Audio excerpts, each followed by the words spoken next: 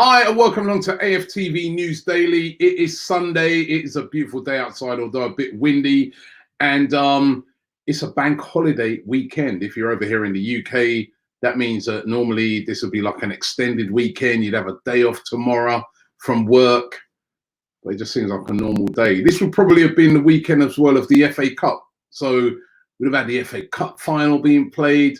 If it was like this time last year, every Arsenal fan would have been making their plans. Well, not every Arsenal fan, but some Arsenal fans would have been making their plans to go to Baku for the Europa League final. Wow. So much can happen in 1 year. We really have to make the best of what we have. You know what? It goes quick. It goes really, really quick. But listen, I hope you're all doing well today. I hope you're all fit and healthy and strong.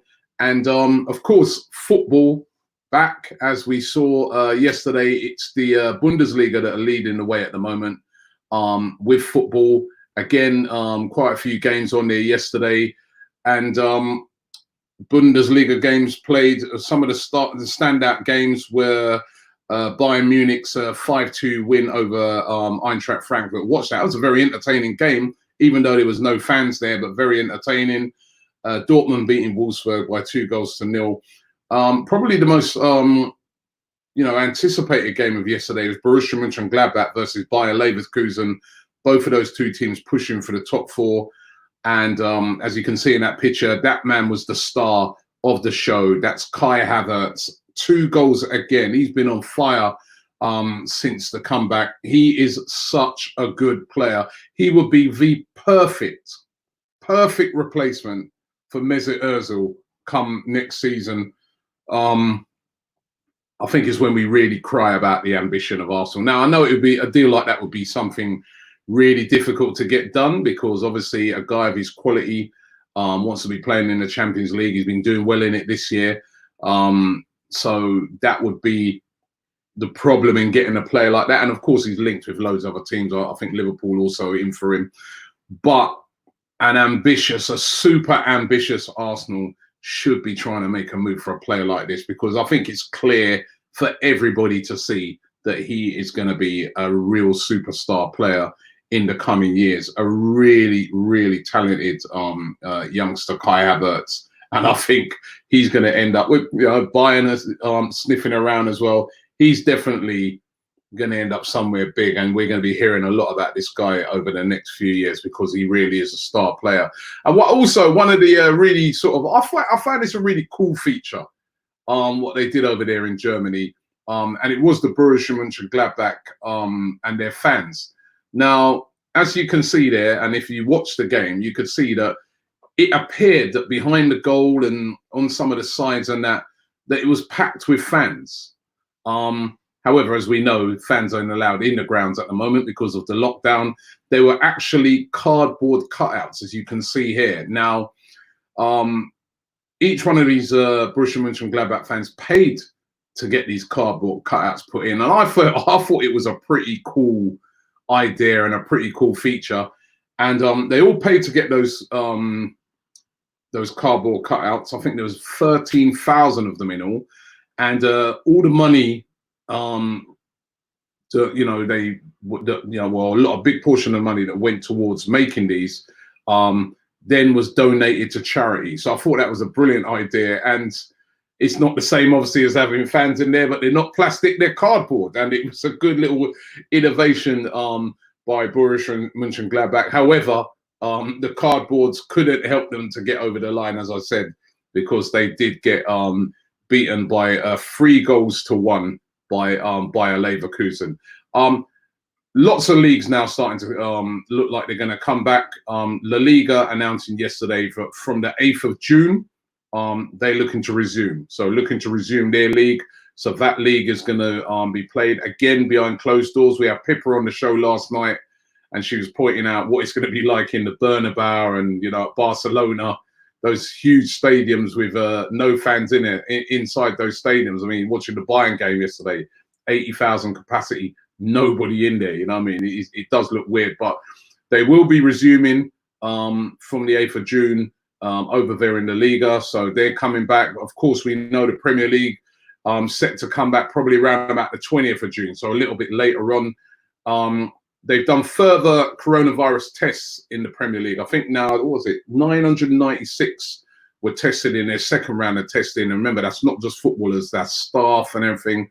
And with those next additional set of tests, they had 2 positive tests come back. So as I always say, any positive test is not great, but when you look at the grand scheme of things, 2 positive tests out of 996 people tested, that's good news for the Premier League. That shows that, you know, the infection rate is really dropping, and it's looking increasingly much safer to get the Premier League started. So yeah, quite a few leagues looking to start. I noted that the president of Lyon is absolutely ballistic at the moment. He's so angry because the French decided to shut down their season.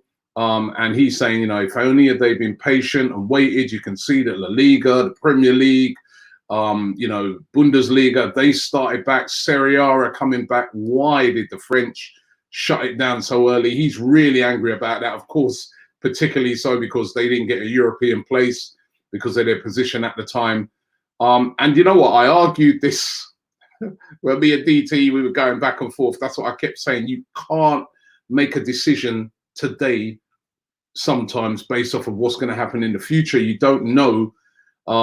Even now, we don't know even if the season will still start, because let's just say we got to that date, 20th of June, and there were further infections and it really exploded and there was a massive second wave, then it wouldn't be right to put football back on. But at the moment, I think the Premier League are taking the right precautions. And as we've seen with the Bundesliga, if you do it right, do take the right precautions, you can play football. However, behind closed doors is not the long-term answer, and a solution is going to have to be found to that. Now, what about players being linked and transfers, etc.? Ainsley Maitland-Niles being linked with a move away today. Of course, as we know, it's been a bit of the one player that hasn't really benefited from Mikel Arteta coming in has been Ainsley. He was playing a lot of football. Since Arteta's come in, he seemed to have fallen out of favour. Bellerin's been sort of moved straight back in, despite Ainsley playing pretty well just before that. And there's lots of rumours saying today that he could be sold. Now, is this fair to Ainsley? Is it fair that he gets sold? I mean, what do you guys reckon? Pippa brought up a great point last night on the show about if he was to be sold, in what position would it be? Would it be sell him to play as a right back, which would probably really infuriate him because we know he'd love to be playing in the midfield, or sell him to play in the midfield? But it does look like Arsenal are looking to move Ainsley out. I wonder what he'd be worth as well. Still only 22, remember. But it's not looking good for him at the moment and his Arsenal career. And there's also rumours about Matteo Guendouzi as well. Guendouzi, again, another one of those real blossoming youngsters at Arsenal, still only, well, just turned 21. We know that he's had a couple of run-ins since he's been at Arsenal. The latest one's been with Mikel Arteta. You know, he was left out after the game. Was left out before the game against Newcastle, remember, because he had reportedly had a real heated argument with a teammate.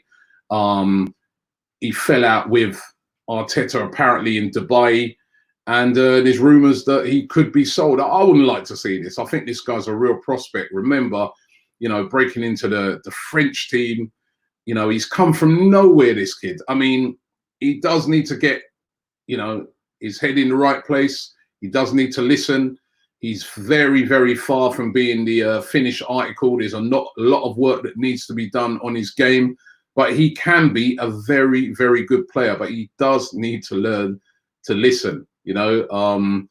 But Arteta, he's coming in and he's trying to change the whole mentality at Arsenal, and he's not going to tolerate anybody who's not up for the cause. It's funny enough, I was literally last night, I was binging out on Netflix watching the Michael Jordan series, which I hadn't had a chance to start watching. I think I watched like 5 back to back. It was so good. It just reminded me of when I was younger. Michael Jordan was my absolute hero. And when you see how driven he was, his winning mentality, the fact that he demanded that from every single one of his teammates in training, in games. He was like, we're here to win. We're not here to do anything else. We're here to win. We want to see that mentality at Arsenal. And that, I think, is what the sort of thing that Mikel Arteta is trying to bring. And anybody who's not going to be down with that cause is going to be casualties of that. Mohamed El-Neni, what's going to be happening with him? He's been out on loan at Besiktas. El-Neni now 27, still a couple of years left on his deal with Arsenal. There's rumours, no, sorry, well, actually, his contract expires at the end of next season. So that's another person whose contract will be run out and he'll be off the books. Now, Besiktas are apparently keen to loan him for a further season. They'd like to keep him on for one more year after the loan expires at the end of this season. And it's going to be really interesting to see what happens to him. I think Arsenal would be more interested in selling him rather than him just walking away at the end of the deal for nothing. They didn't really pay a lot of money for him. I think it was about £5 million or something at the time.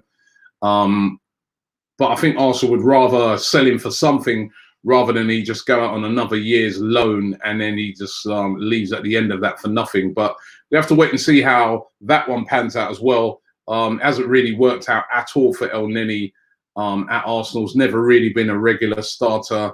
And I suppose he's epitomises a lot of what we've seen at Arsenal over the years, and that he's not a bad player, but he's not a special player. You know what I mean? He's okay. And we've got a bit too many okay players at the moment, and that's why we're just doing okay. So he is a player that we're going to have to move on. But whether it be loaned out again or whether Arsenal will be looking to sell him somewhere, it's going to be interesting to see what happens with him come the end of football this season. Now, Arsenal been linked with a player today being described as the new Saliba. They love these tags that they put on these players. You can see him there in the green playing for Saint Etienne. That's Icardi there in the background. That's when they played PSG.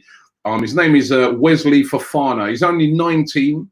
And as I said, he plays for Saint Etienne. 14 appearances this season for Saint Etienne. So he's an emerging player. And Arsenal said to be amongst a host of clubs interested in signing the centre-back. There's other clubs interested in him as well. AC Milan is said to be one of those hot on the trail. Everton, all the usual suspects. Leicester, all of these teams been linked with him. But Arsenal said to be keeping an eye on him. As we know, and hence the tag, the new Saliba, we've already got Saliba, the centre-back, who we've taken from Saint Etienne. Could this be another one? And there's been talk that it could be a similar deal, that if Arsenal did buy him, it would be like, right, we buy him and we loan him back to you for a season, taking him the next season. This could be a new sort of thing that we're going to see happen more and more and more with young players. Works well for both sets of clubs. In Arsenal's case, they get to have a young player who gains another season of playing football week in, week out, gains a lot of experience, builds and grows as a man. For the host club, Saint Etienne, they get to keep a talented player and hopefully benefit from him. Also, they get a fee and he goes the next year. So again, it's all rumours at the moment, but could the new Saliba, we ain't even got the old one yet, and they're talking about the new one, could the new Saliba be coming to Arsenal? Let's get into some of your comments and hear what you guys are up to.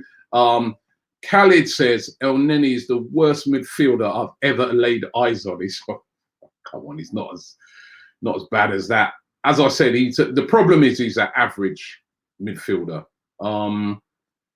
And we don't need average right now. We need to improve on that. We really do.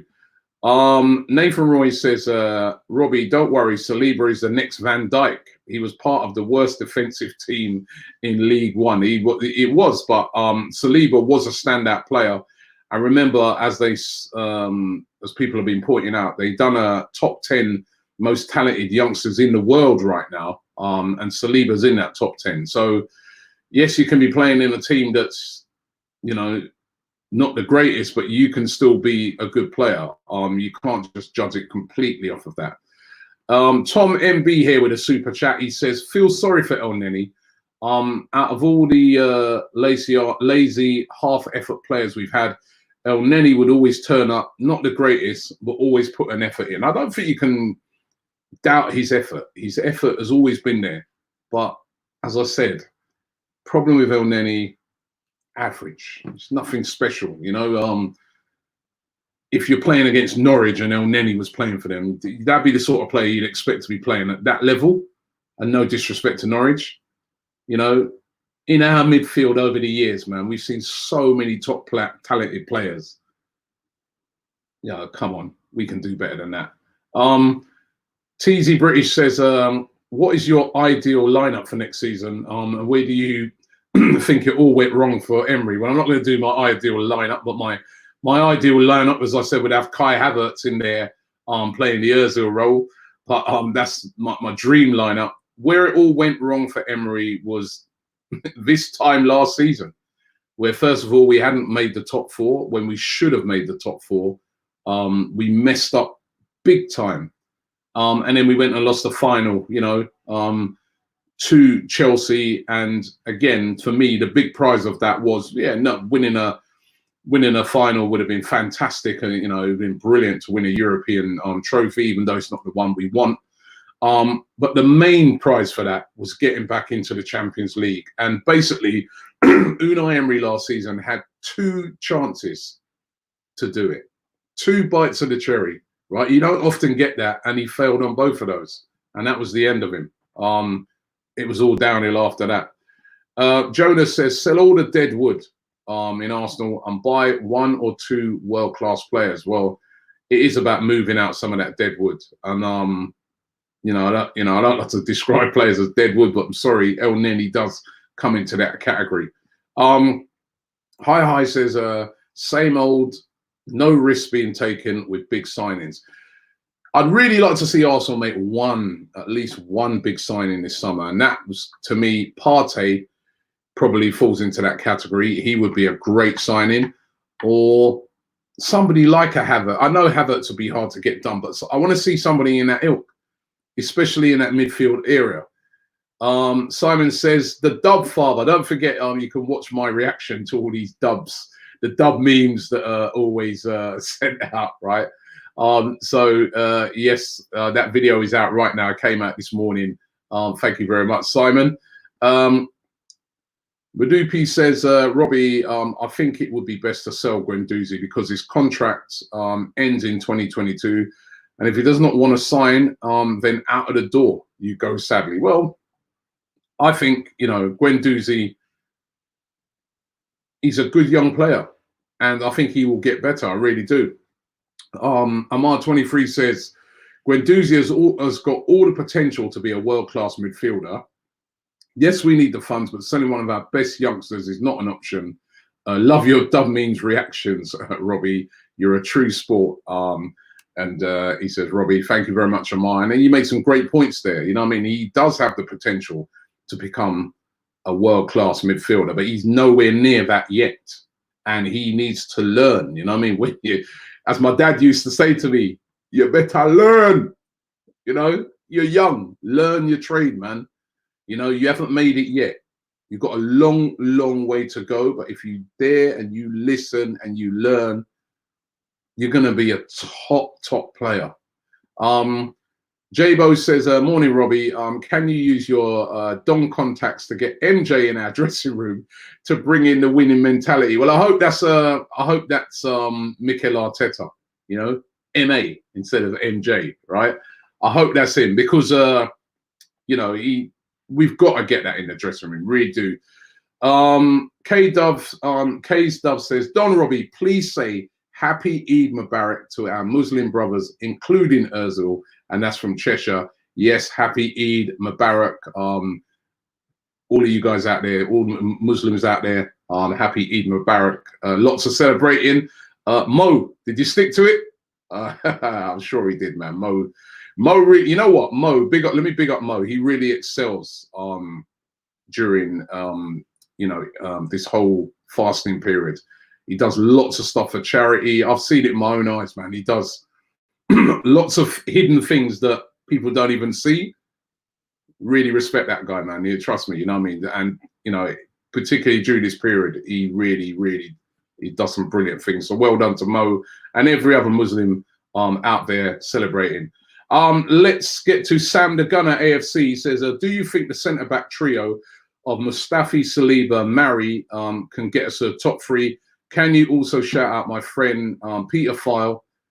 He's caught me out again. Peter File. Of course, it's his birthday today. If that was his name, he'd have the most unfortunate name in the world. And he says, we need Upamecano too. For me, Mustafi, Saliba, Mari, no. You know, there's still someone else needed in that. I mean, I haven't seen enough of Mari, but let's hope and pray that he is, if he is the one that we get, that he could be the answer. You know, I hope and pray, but I ain't seen enough of him yet. You know what I mean? We need to see more of him before, even Saliba. We don't know what Saliba's going to do. So I can't predict that that's going to get us into the top 3. No, not until I've seen more of them and seen what they can do.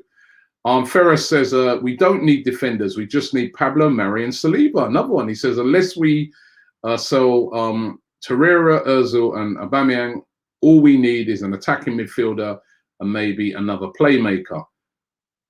We haven't seen Pablo Mari. We've seen one game, and we haven't seen Saliba in the Premier League yet. So it's too early to say if those two would make the difference. They've got to adjust to the Premier League.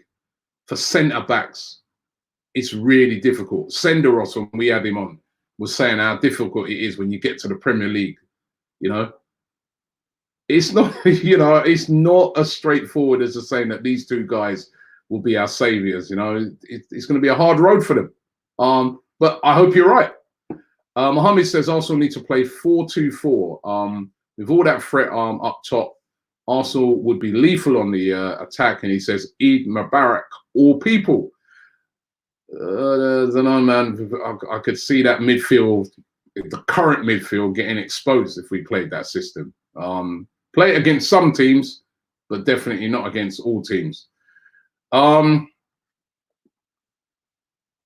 says Mikel Arteta should be telling the whole squad to watch the MJ documentary. I've got to say, man, you know, I haven't had a chance to catch up with it, and I just started watching it last night. It's so good. I was binging it, and it's just like you see a guy why he's the best. And, you know, you look at there's other examples at the moment, like Cristiano Ronaldo, very similar, works his socks off to become the best, has worked his way to the position where he's at. He's not content with, you know, mediocrity. He wants to be the best. And that team, you know, the Chicago Bulls wanted to be the best. And they worked and they worked and they worked on it, right? And it was trial and error. And it's the same thing that Arsenal are going to have to do if they're going to get back to where we want to be. But everybody's got to be pulling in the same direction. And that goes right from the top to Stan Kroenke, to Edu, to Raul, to Arteta, right down to every single one of the players in the first team squad and the youth team players. They've all got to adopt a winning mentality, a mentality of hunger.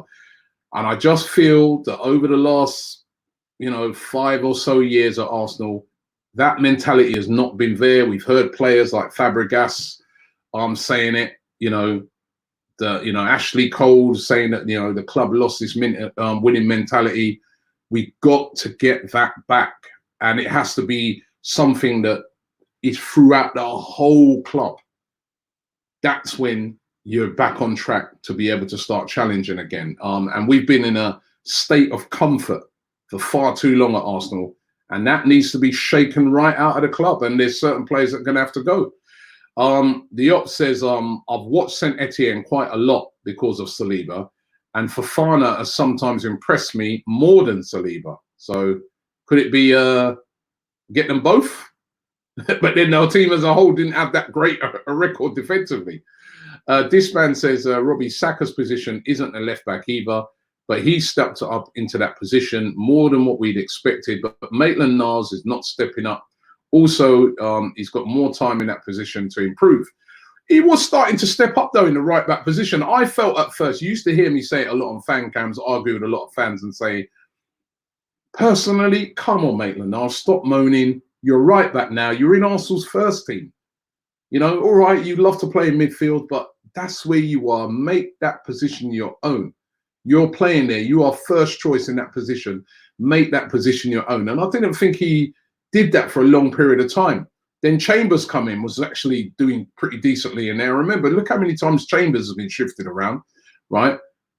And then it's like the penny dropped. And Maitland-Niles started to really step up and started to look like a decent right back. And then I don't know what's happened behind the scenes, but he's fallen out of favour with Mikel Arteta. And for me, it'd be a shame to see him go. But if he does stay, he's got to work his way back. He's really got to work his way back into that team and show Arteta that, yo, don't leave me out. Don't leave me out. I'm the one who should be having this job at right back. Low Wayne Low says, hey Robbie, I'm having a class now and I'm watching AFTV. Oh, having a class, that's good. At least that's getting back to normal. He says, Mari isn't proven yet and Saliba may take a lot of time to settle in the Premier League. That is very true. That's the only thing that slightly worries me, putting a little too much pressure on some of these players. John says, Man City need cardboard fans, even when their fans come back to the stadiums. That's a bit harsh. Daniel says, Arteta seems to value attitude and professionalism more than anything, Robbie. And let's not put pressure on the players we are bringing in. You can see they have potential. Let's give them time. Exactly. But at the moment, you know what I mean? The way some people are talking about Saliba, they're expecting him to just drop in like that. It's not going to work. He's going to need a bit of time, this kid. Guna Gamer TV says, Dub King, Robbie, big up. El Neni and Maitland-Niles has to go. We deserve better. We need to stop the rots. Okay, pretty harsh. But I think, I'm not sure on Maitland-Niles. Honestly, I would like to see him given a longer chance, but I would understand it if he went. He wants to play football week in, week out. Now he's had a taste of it. And Arsenal, I suppose we need, you know, a specialist in those positions. So maybe it might be good for all sides. Off says, does Mavropanos fall into the dead woods?